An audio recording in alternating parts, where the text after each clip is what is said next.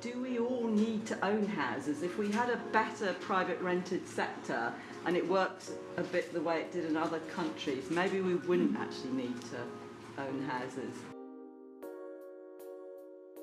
Often I get asked, any advice for renters trying to get on the housing ladder, and I think that's the exact problem, is calling something a housing ladder, that you have to aspire to that home ownership is you becoming an adult, and that's the end goal for every person. But actually, why as a renter would I want a property? It's because I really don't want my walls to be magnolia. I really don't want to have rats in the bottom of my house and mice at the top, true story. I don't want to have to move every time that my landlord decides they want to sell up. So I think the financialisation of housing as an asset, as you were kind of saying, is the real issue here, is that home ownership is seen as the only way to get out of that nightmare, where actually regulation of the rented sector is a way to get out of that nightmare. Having houses that you can live in the whole of your life that you don't own, that's kind of the dream for me, really. I'm from a family that nobody in my family owns their house, and that should be normal, but I'm terrified about my mum being moved out of her house if she can't afford the rent. My generation, having bought our houses, were complicit for a range of reasons in restricting the supply of houses for you guys to occupy. That was the first reason, and we compounded that, secondly, with a really bad tax system, which is essentially undertaxed property and capital relative to earnings. We've ended up collecting a lot from people's work and earnings and not enough from their capital. And the most vivid example of that is the way in which council tax works in a place like London, where we don't properly tax the value of high-value properties. Often second properties are undertaxed.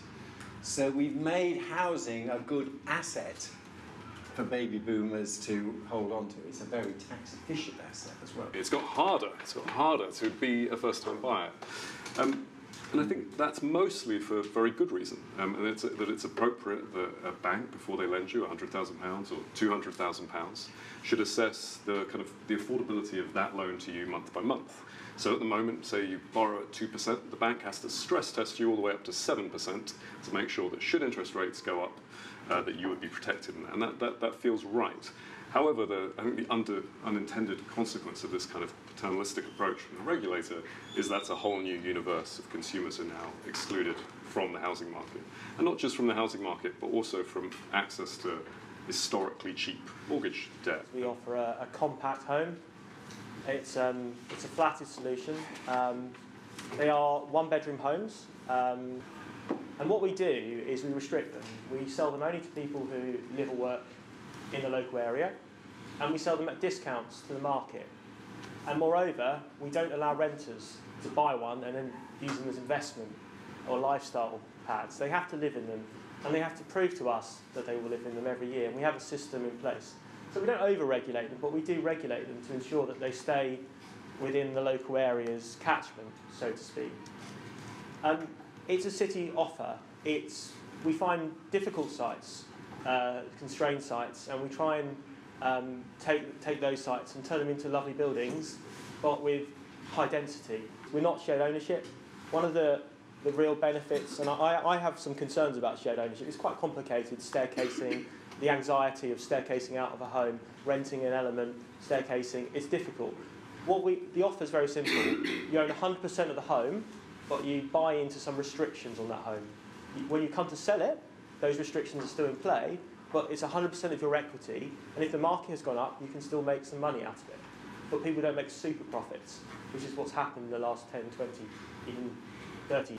The number of houses being built now is lower than it was in the 60s and 70s, but actually that's gross. If you take out demolition, it's not too different. There's a lot of demolitions going on in the 60s and 70s because of slum clearance and bomb damage, etc. So the actual gross, the net number of homes is not much lower. And even if you increase it by sort of 100,000, it takes a long time to get the price down because you're injecting new homes, which are only a very small percentage of the whole housing stock. So you'd have to do a lot of building for a long time to get the house price. Price reductions are more likely to happen on the demand side, and that's to do with stopping housing being a safe, low-tax investment.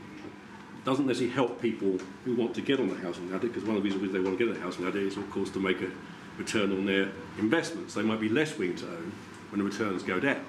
And of course, the people who are actually in the houses, if you suddenly say there's capital gains on your house, they're not going to be very happy. So someone's going to have to pay the price for the adjustment. And no one wants to make the adjustment, except suggest we build more and more homes, which by itself is not the only answer. We have to talk about gentrification and also the fact that, you know, I feel like everyone, you know, I went to uni, I had a very middle class upbringing lifestyle, and everyone moves to London, right? And we're so London-centric in this country, and so, you know, big cities. And if you get to London and if you want to buy a house, it's going to be absolutely impossible. So you are going to end up renting a lot of the time, and then, you know, you do have these crazy new builds, and you have to pay so much money, and then you're pricing out the people who actually been living there for so many years. And it seems incredibly unfair because we're talking about a generational gap, but I actually think it's a class issue. Why have we not said that most people who are being priced out are the working class who've actually probably been in those areas for so many decades, and suddenly, you know, the economic instability is just forcing them out? Right now, so if you're an owner of a house, if you want to buy a second property, then there's going to be a stamp duty surcharge. And so because of that, it becomes much more expensive for you to get that second home. So new owners, they're kind of discouraged to get that second house. Whereas the older generation, who already have multiple homes, they have a lot of cash, they have a lot of equity where they can keep on buying the properties in certain areas. So even for me in my home case, like I grew up in Hackney, like throughout my whole life, went uni, came back, stayed at home with my parents just so I can save us the money. But then when it came to me finding a property, there was no way I could live anywhere close to where I grew up. And I had to move all the way like past Stratford towards Plaistow. And although it's a nice area and still in London, it's still not home per se. And I think what you have is people from, say, working class backgrounds who have saved a lot of money, ready to live where they grew up, they get pushed out because it's seen as an investment area. And the same cycle keeps on happening again and again and again. In the case of Elephant and Castle, I believe all the inhabitants of that area have been moved out to God knows where.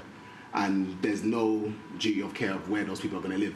The other case of, I think in Whitechapel, whereby they made the new properties and there was a pour door for the people in the affordable housing. So there's not enough care, I'd say, to be given about the people who are displaced.